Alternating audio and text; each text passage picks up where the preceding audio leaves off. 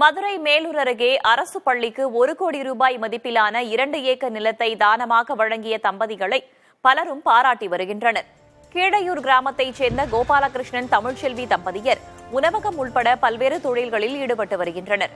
இவர்களது கிராமத்தில் உள்ள அரசு நடுநிலைப் பள்ளி உயர்நிலைப் பள்ளியாக தரம் உயர்த்தப்பட்டது. இந்நிலையில் அந்த பள்ளிக்கு புதிய கட்டடம் கட்டுவதற்காக மேலூர் திருப்பத்தூர் சாலையில் உள்ள 1 கோடி ரூபாய் மதிப்பிலான 2.15 ஏக்கர் நிலத்தை தம்பதியர் தானமாக வழங்கியுள்ளனர். அவர்களுக்கு கிராம மக்கள் மற்றும் பள்ளி ஆசிரியர்கள் பூங்கொத்து கொடுத்து நன்றி தெரிவித்தனர்.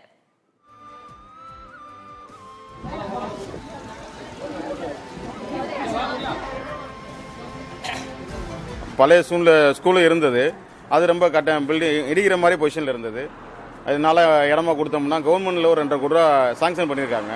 வேறு ஊருக்கு மாறிடுன்னு சொல்லியிருக்காண்ட இடமா வந்து கேட்டாங்க. சரி கொடுக்குற எண்ணத்தில் நம்ம கொடுத்துருக்கோம். நம்ம பிறந்த ஊருக்கு செய்யணுங்கிறது என்னோட ஹஸ்பண்டோட நீண்ட நாள் கனவு, கற்பனை எல்லாமே. அது எஜுகேஷனில் நம்ம கொடுத்தோம்னா அது கிட்ஸோட வளர்ச்சிக்கு ரொம்ப பாதுகாப்பாகவும் இருக்கும், ரொம்ப யூஸ்ஃபுல்லாகவும் இருக்கும். இன்னும் அது நிறையா செய்யணும். நாங்கள் இது ஒரு முன் உதாரணமாக இருக்கும். மதுரை மாவட்டத்தில் அரசு பள்ளிக்காக 1 கோடி ரூபாய் மதிப்பிலான 2 ஏக்கர் நிலத்தை தானமாக கொடுத்த தம்பதியை பள்ளிக்கல்வித்துறை அமைச்சர் அன்பில் மகேஷ் பாராட்டியுள்ளார். இதுகுறித்து தனது சமூக வலைதள பக்கத்தில் அமைச்சர் பதிவிட்டுள்ளார். அரசு பள்ளியின் வளர்ச்சி என்பது சமூகத்தின் பொறுப்பு என்பதை உணர்ந்து கோபாலகிருஷ்ணன் தமிழ்ச்செல்வி ஆகிய தம்பதியினர் அந்நிலத்தை தானமாக கொடுத்திருப்பதாக அவர் பாராட்டினார். மேலும் கோபாலகிருஷ்ணன் ஆகியோரின் கல்வி பணியை போற்றுவோம் என்றும் அமைச்சர் குறிப்பிட்டுள்ளார். மாணவர்கள் சார்பாக இருவருக்கும் மனமார்ந்த நன்றிகளை தெரிவித்துக் கொள்வதாக பதிவிட்டு அன்பில் மகேஷ் பாராட்டியுள்ளார்.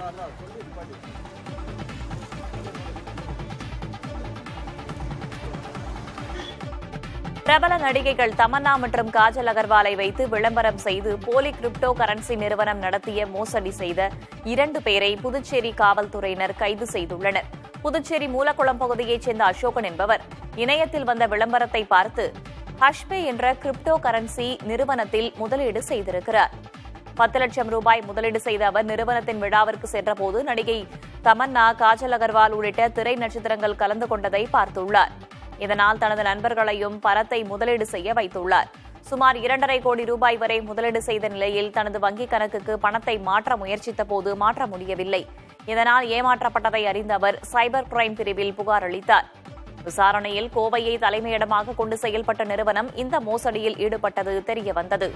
இதனையடுத்து 2 பேரை கைது செய்த காவல்துறையினர் வழக்கில் சம்பந்தப்பட்ட 10 பேரை தேடி வருகின்றனர்.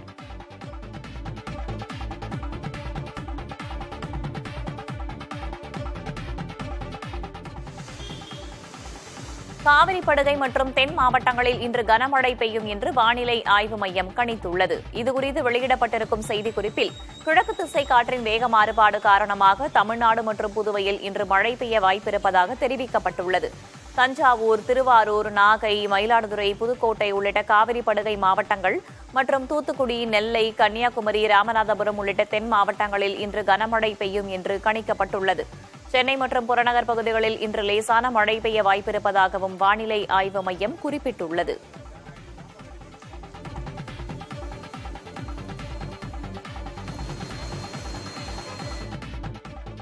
சவரப்பேட்டை பொன்னேரி இடையே இன்றும் மார்ச் 1ஆம் தேதியும் மேம்பாட்டு பணிகள் நடைபெறுவதால் 18 ரயில் சேவைகளில் மாற்றம் செய்யப்பட்டுள்ளது. சென்னை சென்ட்ரல் கும்மிடிப்பூண்டியில் காலை 8:05, 9, 9:30, 10:30, 11:35, சென்ட்ரல் சூலூர்பேட்டை காலை 8:35, 10, சென்னை கடற்கரை கும்மிடிப்பூண்டி காலை 9:40 மின்சார ரயில் சேவைகள் ரத்து செய்யப்பட்டுள்ளன. கும்மிடிப்பூண்டி சென்ட்ரல் காலை 9:55, 11:25, பகல் 12, மதியம் 1, 2:30, கும்மிடிப்பூண்டி கடற்கரை 10:55, சூலூர்பேட்டை சென்ட்ரல் காலை 11:45, மதியம் 1:15 ரயில்கள் ரத்து செய்யப்பட்டுள்ளன. செங்கல்பட்டு கும்மிடிப்பூண்டி இடையிலான காலை 9:55 மணி, கும்மிடிப்பூண்டி தாம்பரம் மாலை 3 மணி ரயில்கள் சென்னை கடற்கரையுடன் நிறுத்தப்படுகின்றன. இதை ஈடு செய்வதற்காக சென்ட்ரல் பொன்னேரி 8:05, 9, 10:30, 11:35, மீஞ்சூர் வரை காலை 9:30, கடற்கரை பொன்னேரி காலை 9:40 மணிக்கு சிறப்பு ரயில்கள் இயக்கப்பட உள்ளதாக சென்னை ரயில்வே கோட்டம் அறிவித்துள்ளது. தேனி மாவட்டம் ஆண்டிப்பட்டி அருகே இருவேறு தோட்டங்களில் இருந்து 2 விவசாயிகளின் உடல்கள் மீட்கப்பட்ட விவகாரத்தில் துணை காவல் கண்காணிப்பாளர் தலைமையிலான குழு அமைக்கப்பட்டு தீவிர விசாரணை நடைபெற்று வருகிறது. கோவில்பாறை பஞ்சாங்கி மலை அடிவாரத்தில் உள்ள 2 வெவ்வேறு விவசாய தோட்டங்களில் இருந்து உடலில் பலத்த காயங்களுடன் நண்பர்களான தங்கமாள்புரத்தைச் சேர்ந்த மணிகண்டன் மற்றும் தர்மராஜபுரத்தைச் சேர்ந்த கருப்பையா ஆகியோரின் சடலங்கள் மீட்கப்பட்டன. உடலில் தலை உள்ளிட்ட பல்வேறு பகுதிகளில் காயங்கள் இருந்ததால் வனவிலங்கு தாக்கி உயிரிழந்திருக்கலாம் என்ற கோணத்தில் காவலர்கள் விசாரணை மேற்கொண்டு வந்த நிலையில் விவசாயிகள் உயிரிழப்பில் சந்தேகம் இருப்பதாக உறவினர்கள் கூறுகின்றனர். எனவே அவர்களை யாரேனும் திட்டமிட்டு கொலை செய்தார்களா என்று கண்டுபிடித்து கொடுக்கும் வரை உடலை வாங்க மாட்டோம் என்று தெரிவிக்கின்றனர். இதற்கிடையே 2 விவசாயிகளின் உடல்களையும் உடற்கூறாய்வு செய்தால்தான் உண்மை நிலை தெரியவரும் என்பதால் அதற்கு ஒப்புக்கொள்ளுமாறு உறவினர்களிடம் பேச்சுவார்த்தை நடத்தி வருவதாக காவல்துறை தரப்பில் தெரிவிக்கப்பட்டுள்ளது.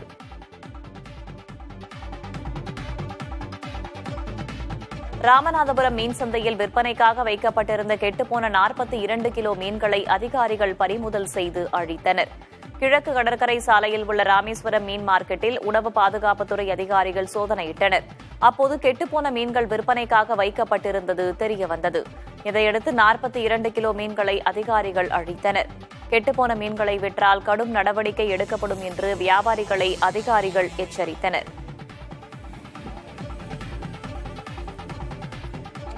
கோவை சரவணம்பட்டி பகுதியில் உள்ள ஆண்கள் தங்கும் விடுதிகளில் மாநகர காவலர்கள் அதிரடியாக சோதனையிட்டனர். தடை செய்யப்பட்ட போதைப் பொருட்கள் உள்ளனவா, தேவையில்லாத வெளி ஆட்கள் தங்கியுள்ளனரா என்று காவலர்கள் சோதனை நடத்தியுள்ளனர். உதவி ஆணையர் தலைமையில் 3 ஆய்வாளர்கள் 6 உதவி ஆய்வாளர்கள் உட்பட 72 காவல்துறையினர் சேர்ந்து 12 விடுதிகளில் சோதனையில் ஈடுபட்டனர். இதில் எந்தவித போதைப் பொருட்களும் பறிமுதல் செய்யப்படவில்லை. இருப்பினும் தொடர்ந்து இதுபோன்ற சோதனைகள் நடத்தப்படும் என்று காவல்துறை தெரிவித்துள்ளது. சென்னை மாநகராட்சியால் நிர்வகிக்கப்படும் ஒரு பொது கழிவறை இருக்கையின் பராமரிப்புக்கு நாள்தோறும் 364 ரூபாய் செலவழிக்க தனியாருக்கு ஒப்பந்தம் வழங்கப்பட்டிருப்பது ஊழல் நடந்திருக்கிறதா என்ற சந்தேகத்தை எழுப்பியுள்ளது. ராயபுரம் மண்டலத்தில் 2022 ஜனவரி முதல் 2023 ஏப்ரல் வரையிலான காலகட்டத்தில் 1431 கழிவறை இருக்கைகளை பராமரிக்க மாநகராட்சி 16,62,000 ரூபாய் செலவிட்டிருக்கிறது. அதன்படி ஒரு கழிவறை இருக்கைக்கு நாளொன்றுக்கு 3 ரூபாய் 18 காசுகள் மட்டுமே செலவாகி உள்ளது. மாநகராட்சி ஊழியர்களால் மேற்கொள்ளப்பட்ட பராமரிப்பு பணிகள் திருப்தியாக இல்லை என்று கூறி கழிவறை பராமரிப்பை தனியாருக்கு ஒப்படைக்க நடவடிக்கை எடுக்கப்பட்டது. அதன்படி 2023 ஆகஸ்டில் 2519 கழிவறை இருக்கைகளின் பராமரிப்பு பணி தனியாருக்கு வழங்கப்பட்டது. ஆனால் ஒரு கழிவறை இருக்கையின் பராமரிப்புக்கு தனியாருக்கு நாளொன்றுக்கு 78 ரூபாய் மாநகராட்சி வழங்கியுள்ளது. தற்போது பராமரிப்பு தொகை ஒரு இருக்கைக்கு 364 ரூபாய் செலவிட ஒப்பந்தம் விடப்பட்டிருக்கும் தகவல் அதிர்ச்சியை ஏற்படுத்தியிருக்கிறது. ராயபுரம், திருவிக நகர், மெரினா உள்ளிட்ட பகுதிகளில் இருக்கும் 3270 கழிவறை இருக்கைகளை சுத்தம் செய்ய 8 ஆண்டுகளுக்கு 430 கோடி ரூபாய்க்கு மாநகராட்சி ஒப்புதல் வழங்கி இருப்பது ஊழலுக்கு வழிவகையா என்ற கேள்வியை எழுப்பியுள்ளது.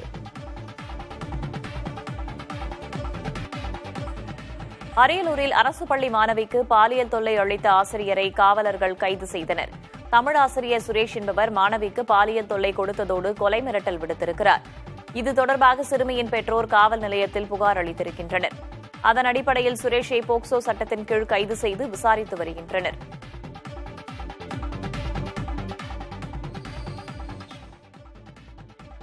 ₹100 கோடி லஞ்சம் வாங்கியதற்காக பணியிடை நீக்கம் செய்யப்பட்டிருந்த சென்னையைச் சேர்ந்த சுங்கத்துறை அதிகாரி மீது சிபிஐ வழக்கு பதிவு செய்துள்ளது. சென்னை துறைமுகத்தில் ஏற்றுமதி மற்றும் இறக்குமதி மதிப்பீட்டாளராக பணியாற்றி வந்த அதிகாரி ஒருவர் வணிக நிறுவனங்களிடம் ₹100 கோடி வரை லஞ்சம் வாங்கியதாக புகார் எழுந்தது. இதையடுத்து மே 2024 மத்திய வருவாய் புலனாய்வுத்துறை இவரை கைது செய்தது. ஓராண்டுக்கு பணியிடை நீக்கம் செய்யப்பட்டார். இந்த அதிகாரி பீகார் மாநிலத்தில் அதிக சொத்துக்கள் வாங்கியிருப்பதாக கண்டறியப்பட்டது. இதையடுத்து சிபிஐ அதிகாரிகள் இவர் மீது வழக்கு தொடர்ந்து விசாரணை நடத்தி வருகின்றனர். 78 விழுக்காடு அளவுக்கு வருமானத்தை விட அதிகமாக சொத்து சேர்த்திருப்பதாக விசாரணையில் தெரியவந்ததை அடுத்து சொத்து குவிப்பு வழக்கில் இந்த அதிகாரி கைது செய்யப்பட வாய்ப்பிருப்பதாக கூறப்படுகிறது. நிலவை ஆராய்ச்சி செய்வதில் தனியார் நிறுவனங்களும் ஆர்வம் காட்ட தொடங்கியுள்ளன. இண்டோடிவ் மெஷின்ஸ் நிறுவனத்தின் ஏதனா என்ற லேண்டரை ஏந்திக் கொண்டு ஸ்பேஸ் எக்ஸ் நிறுவனத்தின் ஃபால்கன் 9 ராக்கெட் வெற்றிகரமாக நிலவை நோக்கி புறப்பட்டுள்ளது. அமெரிக்காவின் கேப் கேனரவலில் இருந்து புறப்பட்டிருக்கும் இந்த விண்கலன் மார்ச் 6ஆம் தேதி நிலவின் தென்பகுதியில் தரையிறங்கும். ஏதனா லேண்டர் நிலவில் அதிகம் அறியப்படாத மோன்ஸ் மோட்டன் பகுதிகளில் ஆய்வை மேற்கொள்ளும். இதே ஃபால்கன் விண்கலத்தில் நாசாவின் லூனார் ட்ரெயில் பிளேசர் விண்கலனும் நிலவுக்கு அனுப்பப்பட்டிருக்கிறது.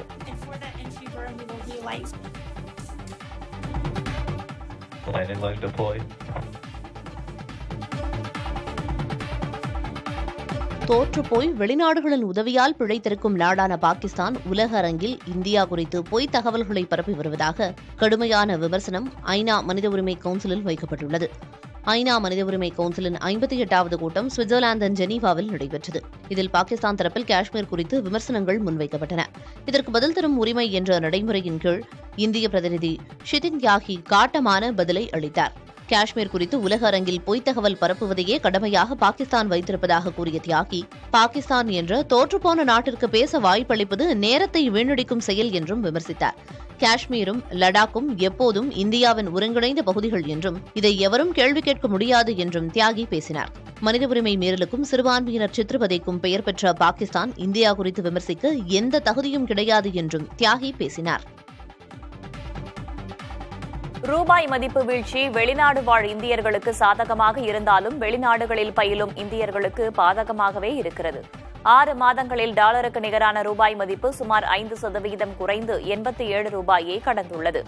சென்ற ஆகஸ்ட் மாதத்தில் 83 ரூபாய் என்ற அளவிலேயே ரூபாய் மதிப்பு இருந்தது. இதனால் வெளிநாட்டில் பயிலும் இந்திய மாணவர்கள் கூடுதல் செலவு செய்யும் நிலை ஏற்பட்டுள்ளது. 1 கோடி ரூபாய் கல்விச் செலவு என்றால் ரூபாய் மதிப்பு குறைந்ததால் 5 லட்சம் ரூபாய் கூடுதல் செலவு செய்யும் நிலை ஏற்பட்டுள்ளது. இளங்கலை படிப்புகளில் பயின்று வரும் இந்திய மாணவர்களுக்கு அமெரிக்காவில் ஆகும் மொத்த செலவு 1.5 கோடி ரூபாய்க்கு மேல் உள்ளது. இதன் காரணமாக அவர்கள் பெறும் கல்விக் கடன் அதிகரிப்பதோடு மாத தவணையில் கடனை திருப்பிச் செலுத்தும் காலமும் அதிகரிப்பதாக கடன் வழங்கும் நிறுவனங்கள் கூறுகின்றன.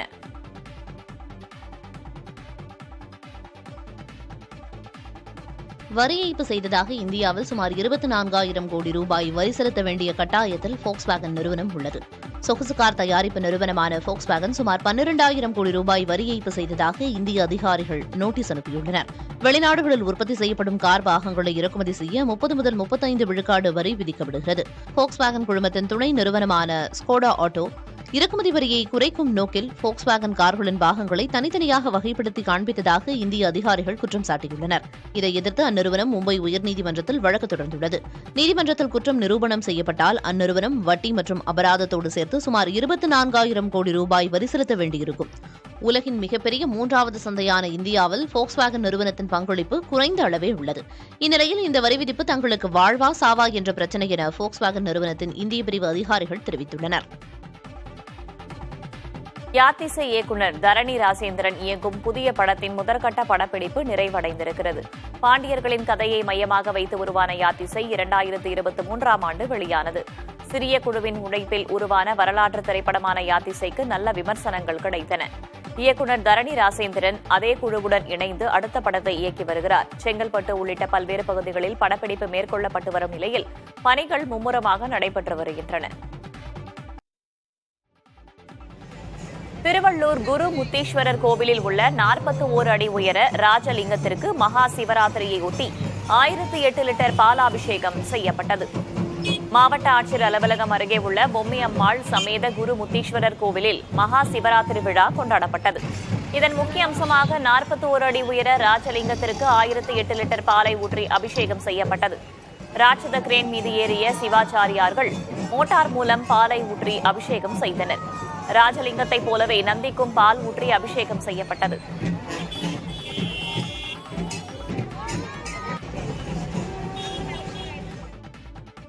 இந்தியாவில் முதல் முறையாக வீட்டில் வளர்க்கப்படும் பூனைக்கு பறவை காய்ச்சல் இருப்பது கண்டறியப்பட்டுள்ளது. மத்திய பிரதேசத்தின் சிந்த்வாரா மாவட்டத்தில் உள்ள பூனைக்கு பறவை காய்ச்சல் ஏற்பட்டதை மாநில அரசு கால்நடை வளர்ப்புத்துறை இந்த ஆண்டு ஜனவரியில் பதிவு செய்தது. கடந்த ஆண்டு டிசம்பரில் மகாராஷ்டிரா மாநிலம் நாக்பூரில் புலி, சிறுத்தை உள்ளிட்ட உயிரினங்கள் பறவை காய்ச்சல் ஏற்பட்டு உயிரிழந்தன. நாக்பூர் எல்லையை ஒட்டி சிந்த்வாரா அமைந்துள்ளது. இதனால் பறவை காய்ச்சல் கூடுதல் வீரியத்துடன் உருமாற்றம் அடைந்துவிட்டதாகவும் மனிதர்களுக்கு பரவக்கூடும் என்றும் அச்சம் அதிகரித்துள்ளது. பறவை காய்ச்சல் வைரஸ்கள் கோவிட் போன்ற பெருந்தொற்றை ஏற்படுத்தும் அளவுக்கு வீரியம் அடைய சாத்தியம் உள்ளதாக மருத்துவ அறிவியல் நிபுணர்கள் எச்சரித்துள்ளனர். இந்த வைரஸ் பல உயிரினங்களுக்கு பரவும் அபாயம் இருப்பதால் பண்ணைக்கோழிகள், காட்டுப் பறவைகள், வீட்டு வளர்ப்பு பிராணிகள் உள்ளிட்ட பாலூட்டிகள் தொடர் கண்காணிப்புக்கு உட்படுத்தப்பட வேண்டும் என்று மருத்துவர்கள் வலியுறுத்தியுள்ளனர். மனிதர்களுக்கு பரவும் வாய்ப்பு குறைவு என்றாலும் அதனை எளிதாக எடுத்துக்கொள்ளக்கூடாது என்றும் அவர்கள் கூறியுள்ளனர். காங்கிரஸ் கட்சியின் வெளிநாட்டு வாழ் இந்தியர்கள் பிரிவு தலைவரான சாம் பிட்டோட்டோ தன் மீதான நில முறைகேட்டு குற்றச்சாட்டை மறுத்திருக்கிறார். தனக்கு இந்தியாவில் நிலமோ, வீடோ அல்லது பங்குச்சந்தை முதலீடோ இல்லை என்று அவர் விளக்கமளித்தார். பெங்களூருவில் எலஹங்கா பகுதியில் உள்ள பாதுகாக்கப்பட்ட வனப்பகுதியிலிருந்து 12 ஏக்கர் நிலத்தை அரசு அதிகாரிகள் உதவியுடன் அவர் முறைகேடாக வாங்கியதாக பாஜக பிரமுகர் NR ரமேஷ் குற்றம் சாட்டியதுடன் அதுகுறித்து அமலாக்கத்துறையினரிடம் புகார் அளித்திருந்தார். இதுகுறித்து எக்ஸ் தளத்தில் விளக்கமளித்திருக்கும் பிட்ரோடோ, ராஜீவ்காந்தியும் மன்மோகன் சிங்கும் பிரதமராக இருந்தபோது அவர்களுக்கு ஆலோசகராக இருந்ததாகவும் அதற்கு ஊதியம் கூட தான் பெறவில்லை என்றும் விளக்கமளித்தார். பாலிவுட் நடிகர் சோனு சூட் சென்னையின் சாலை ஓர இளநீர் கடை வியாபாரிகளிடம் பேசிய வீடியோ வைரலாகி வருகிறது. ஹிந்தி சினிமாவின் முக்கிய நட்சத்திரமான சோனு தமிழிலும் முக்கிய படங்களில் நடித்திருக்கிறார்.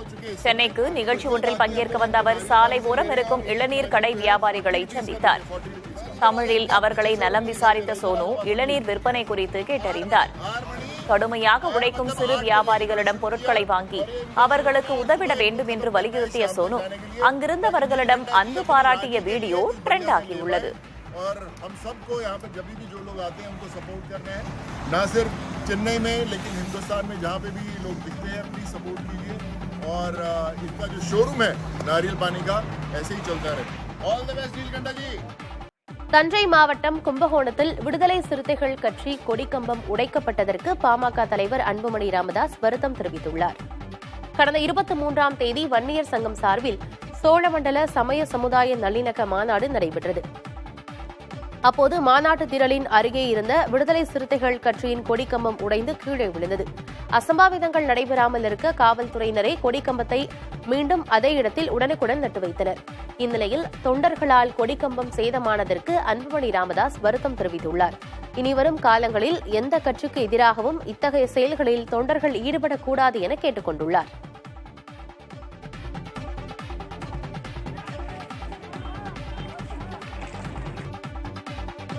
மகாராஷ்டிராவின் புனே நகரில் அரசு பேருந்துக்குள் வைத்து 26 வயது இளம்பெண் பாலியல் வன்கொடுமைக்கு உள்ளாக்கப்பட்ட சம்பவம் அதிர்ச்சியை ஏற்படுத்தியுள்ளது. புனே நகரில் உள்ள ஸ்வர்கேட் பேருந்து நிலையத்தில் நடந்த இந்த சம்பவத்தை தொடர்ந்து ஆத்திரமடைந்த பொதுமக்கள் பேருந்து நிலையத்தை அடித்து நொறுக்கினர். இந்த சம்பவத்தில் தொடர்புடைய தத்தாரையா ராம்தாஸ் கட்டே என்ற நபர் பல்வேறு குற்ற வழக்குகளில் தொடர்புடையவர் என்றும் தலைமறைவாக உள்ள அவரை தேடி வருவதாகவும் புனே காவல்துறை தெரிவித்துள்ளது. மகாராஷ்டிராவில் இச்சம்பவம் பெரும் அதிர்வலையை ஏற்படுத்திய நிலையில் மாநிலத்தை ஆளும் பாஜக அரசை எதிர்க்கட்சிகள் கடுமையாக விமர்சித்து வருகின்றன. இதனிடையே இச்சம்பவம் தொடர்பாக அறிக்கையை தாக்கல் செய்ய புனே காவல்துறைக்கு தேசிய மகளிர் நல ஆணையம் நோட்டீஸ் அனுப்பியுள்ளது. உத்தரப்பிரதேசத்தில் 10ஆம் வகுப்பு தேர்வு எழுதச் சென்ற மாணவிகளின் ஹிஜாபை கடற்ற கூறியது சர்ச்சைக்கு வித்திட்டுள்ளது.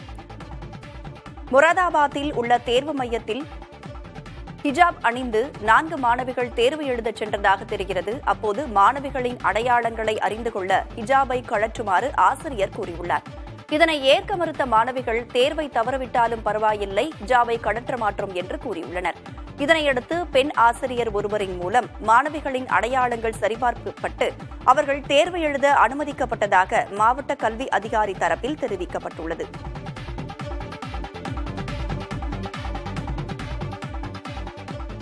தமிழ்நாடு மருத்துவ தேர்வு வாரியம் சார்பில் புதிய வேலைவாய்ப்பு அறிவிப்பு வெளியாகியுள்ளது. 47 அசிஸ்டன்ட் சர்ஜியன் காலி பணியிடங்களை நிரப்ப நடவடிக்கை எடுக்கப்பட்டுள்ளது. அதன்படி இளநிலை பல் மருத்துவம் படித்தவர்கள் விண்ணப்பிக்கலாம் என்றும் 37 வயதுக்குட்பட்டவர்களே விண்ணப்பிக்க தகுதியானவர்கள் என்றும் தெரிவிக்கப்பட்டுள்ளது. அடுத்த மாதம் 17ஆம் தேதி வரை விண்ணப்பிக்க கால அவகாசம் கொடுக்கப்பட்டுள்ளது. இந்த பணிக்கு தேர்வு செய்யப்படுபவர்களுக்கு மாத சம்பளமாக 56,100 ரூபாயிலிருந்து 2,05,700 ரூபாய் வரை வழங்கப்படும் என்று அறிவிக்கப்பட்டுள்ளது. ஈரானுடன் கச்சா எண்ணெய் வர்த்தகத்தில் ஈடுபட்ட 4 இந்திய நிறுவனங்கள் மீது அமெரிக்கா தடை விதித்துள்ளது. உலக அளவில் ஈரானுடன் வர்த்தகத்தில் ஈடுபட்ட 30க்கும் மேற்பட்ட நிறுவனங்கள், கப்பல்கள் மற்றும் தனிநபர்கள் மீது அமெரிக்கா தடை விதித்துள்ளது. ஈரானின் கச்சா எண்ணெய் ஏற்றுமதியை முற்றிலுமாக தடுப்பதை நோக்கமாக கொண்டு அமெரிக்க கருவூலத்துறையின் வெளிநாட்டு சொத்து கட்டுப்பாட்டு அலுவலகம் நடவடிக்கை எடுத்து வருகிறது. இந்நிலையில் Aston Ship Management Private Limited, PSM Marine Limited, தஞ்சையை சேர்ந்த காஸ்மோஸ் லைன்ஸ் மற்றும் ஃபிளெக்ஸ் மேரிடைம் ஆகிய நிறுவனங்கள் மீது தடை விதிக்கப்பட்டுள்ளது. இதனால் நூற்றுக்கணக்கான மில்லியன் டாலர்கள் மதிப்பு கொண்ட பல்லாயிரக்கணக்கான பீப்பாய் கச்சா எண்ணெய் வர்த்தகம் தடைபட்டுள்ளது. ஈரானின் அணுசக்தி, பாலிஸ்டிக் ஏவுகணை மேம்பாடு திட்டங்களுக்கு எதிர்ப்பு தெரிவித்த அமெரிக்கா 2019ஆம் ஆண்டு ஈரானின் கச்சா எண்ணெய் வர்த்தகத்திற்கு தடை விதித்தது.